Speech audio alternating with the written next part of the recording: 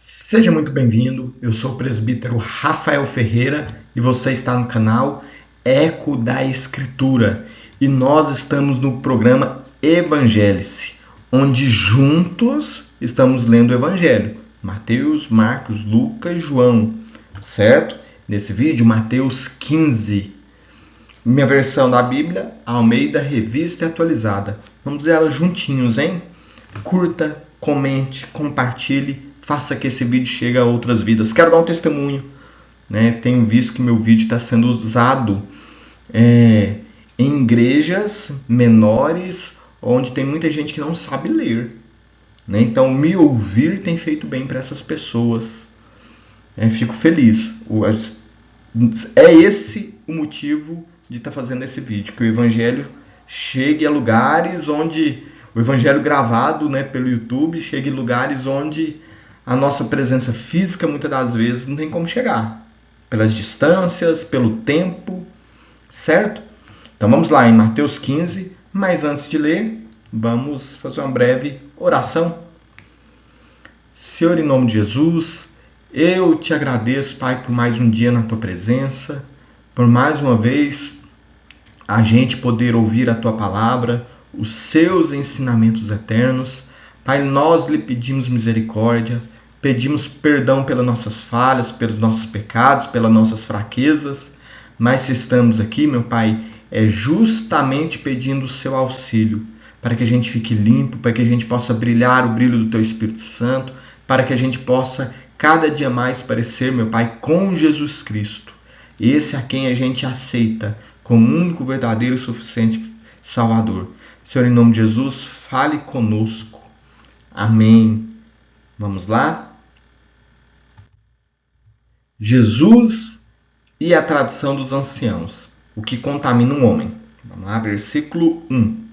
Então, vieram de Jerusalém a Jesus alguns fariseus e escribas e perguntaram: por que transgridem os seus discípulos a tradição dos anciãos, pois não lavam as mãos quando comem? Ele, porém, lhe respondeu: por que transgredir vós também o mandamento de Deus, por causa da vossa tradição? Porque Deus ordenou: honra teu pai e a tua mãe. E quem maldisser o seu pai ou sua mãe, seja punido de morte. Mas vós dizeis: se alguém disser a seu pai ou sua mãe, é uma oferta ao Senhor aquilo que podereis aproveitar de mim, esse jamais honrará a seu pai ou sua mãe. E assim invalidaste a palavra de Deus por causa da vossa tradição. Hipócritas, bem profetizou Isaías a vosso respeito, dizendo: este povo honra-me com os lábios, mas o seu coração está longe de mim. Repetindo, versículo 8. Versículo 7, Vou repetir de novo, os dois. Hipócritas, bem profetizou Isaías a vosso respeito, dizendo: este povo honra-me com os lábios, mas o coração está longe de mim. E em vão me adoram, ensinando doutrinas que são preceitos de homem. E tendo convocado a multidão, lhes disse: ouve e entendei. Não é o que entra pela boca o que contamina o homem, mas o que sai da boca, isto sim contamina o homem. Então, aproximando-se dele, os discípulos disseram: sabe que os fariseus, ouvindo a sua palavra, se escandalizaram? Ele, porém, respondeu: toda planta que meu Pai Celestial não plantou será arrancada. Deixai-os, são cegos, guias de cego. Ora, se um cego guiar outro cego, cairão ambos do barranco. Então lhes disse Pedro: explica-nos a parábola. Jesus, porém, disse: também vós não entendeis nada. Não compreendeis que tudo que entra pela boca desce para o ventre e depois é lançado em lugar escuso? Mas o que sai da boca vem do coração, e é isso que contamina o homem. Porque do coração procedem maus desígnios, homicídios, adultérios, prostituição, furtos, falsos testemunhos, blasfêmias. São essas coisas que contaminam o homem, mas o comer sem lavar as mãos não contaminam. A mulher cananeia, versículo 21. Partindo Jesus dali, retirou-se para os lados de Tiro e Sidom. E eis que uma mulher cananeia, que viera daquelas regiões, clamava: Senhor, filho de Davi, tem compaixão de mim, minha filha está horrivelmente endemoniada. Ele, porém, não lhe respondeu palavra, e seus discípulos, aproximando-se, rogaram-lhe: Despede-a, pois vem clamando atrás da gente, de nós. Mas Jesus respondeu: Não fui enviado senão às ovelhas perdidas da casa de Israel. Ela, porém, veio e o adorou, dizendo: Senhor, socorre-me. Então ele respondendo disse: Não é bom tomar o pão dos filhos e lançá-lo aos cachorrinhos. Ela, contudo, replicou: Sim, Senhor. Porém, os cachorrinhos comem das migalhas que caem na mesa do seu dono. Veja a humildade dessa mulher. Então lhe disse Jesus: Ó mulher, grande é a sua fé. Faça-se contigo como queres. E desde aquele momento sua filha ficou sã. Jesus volta para o mar da Galileia e cura muitos enfermos. Versículo 29. Partindo Jesus dali, foi para o junto do mar da Galileia, e subindo ao monte, assentou-se ali. E vieram a eles muitas multidões, trazendo consigo coxos, aleijados, cegos, mudos e outros muitos. E os largaram junto aos pés de Jesus, e ele os curou. De modo que o povo se maravilhou ao ver que os mudos falavam, os aleijados recobravam saúde, os coxos andavam, os cegos viam, então glorificaram ao Deus de Israel. Amém. A segunda multiplicação de pães e peixes. Versículo 32. E chamando Jesus os seus discípulos, disse: Tenho compaixão dessa gente, porque há 3 dias que permanece comigo e não tenho o que comer, e não quero despedi-la em jejum, para que não desfaleça pelo caminho. Mas os discípulos lhe disseram: Onde haverá neste deserto tantos pães para fartar tão grande multidão? Observação: no capítulo 14, lemos sobre a primeira multiplicação de pães e peixes. Os discípulos já tinham visto isso acontecer, mesmo assim ainda estavam com dúvidas. Versículo 34.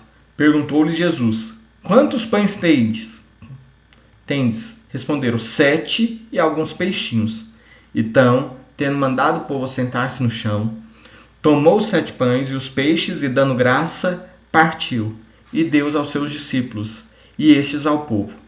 Todos comeram e se fartaram. Do que sobejou, recolheram 7 cestos cheios. Ora, os que comeram eram 4.000 homens, além de mulheres e crianças. E tendo despedido as multidões, entrou em Jesus no barco e foi para o território de Magdã. Amém. A gente vê nesse capítulo, lembrando que eu vou fazer uma breve reflexão, tá bom? O que não for dito por mim, pode comentar, tá bom? E não esqueçam de curtir e compartilhar esse vídeo. Mas vamos lá. Esse capítulo começa com Jesus sendo indagado pelos fariseus e pelos escribas sobre tradições, e Jesus vem e ensina que o servir, o obedecer, o que sai pela nossa boca é muito maior do que as tradições. O que Deus quer dizer conosco? Esse evangelho de aparências, certo? O evangelho que a gente deve ter cuidado com esse evangelho. Esse evangelho onde a gente não produz fruto nenhum, onde a gente se parece muito com pessoas santas, mas não somos santos igual Jesus quer que nós sejamos. Um evangelho que faz principalmente no domingo, na igreja, mas quando a gente sai da igreja, esse evangelho acaba, né? E toda essa capa, toda essa máscara que a gente usou no final de semana cai. E no mundo mesmo, onde ele precisa ver a nossa luz, a gente acaba não brilhando. Misericórdia. Não vamos viver dessa forma. Vivamos com o evangelho verdadeiro.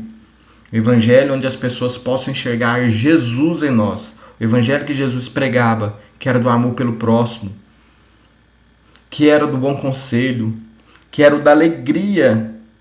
Como que eu faço como eu prego esse verdadeiro evangelho durante a minha semana, por exemplo? No seu serviço, na sua escola, na sua faculdade, você tem que ser um ponto de luz, não um ponto de desespero. seja por política, seja por economia, seja pelo patrão, seja pelo motivo que for. A gente deve ser fontes de boas palavras. É o que sai pela boca, Jesus fala, né? Que é o que contamina o homem. A gente deve ser fonte de palavras santas, de palavras que aconselham, de palavras que edificam. As outras pessoas devem olhar para nós e enxergar o socorro presente de Jesus na nossa vida. E em falar em socorro, essa é uma palavra que nos ensina muito esse capítulo sobre humildade. Enquanto os fariseus questionavam Jesus sobre a santidade de Jesus, dele os discípulos dele não lavarem as mãos, não seguirem alguns ritos, me vem uma mulher e se compara a um cachorro para ganhar a palavra de Deus, mostrando, e ela ainda o adora pedindo socorro, né? O socorro dela vai para o ouvido de Jesus, vai para a narina de Deus como uma adoração. Socorro, Jesus, tenha piedade de mim.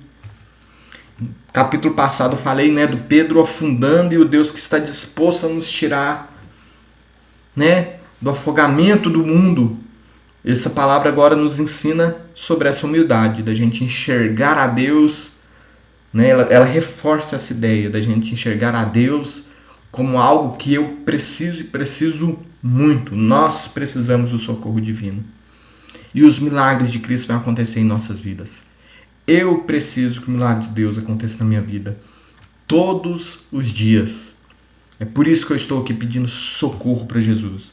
É por isso que eu estou aqui falando, Jesus, compartilha a sua palavra comigo, porque eu preciso dela. Eu preciso tornar mais puro, mais santo. Eu preciso crescer com o Senhor. Eu preciso de socorro financeiro, físico, espiritual. Eu preciso, meu Pai. E se sua condição é essa, saiba você que quando você chega com Cristo com humildade, Deus faz o milagre, de acordo com a vontade dele. E se ele não fizer, a gente continua seguindo, com a esperança que dias melhores virão. Seja aqui, seja lá no céu, onde nosso ponto focal está, né? Deus te abençoe. Comente o que eu não comentei aqui, o que eu não disse. Que essa palavra de repente tocou no seu coração, disse só com você, comente aí, talvez você possa, talvez não, você abençoou outras vidas com seu comentário. Curta, comente, compartilhe. Tamo junto, galera. Até Mateus 16. Prossigamos em conhecer a Deus. Amém. Jesus abençoe a sua vida.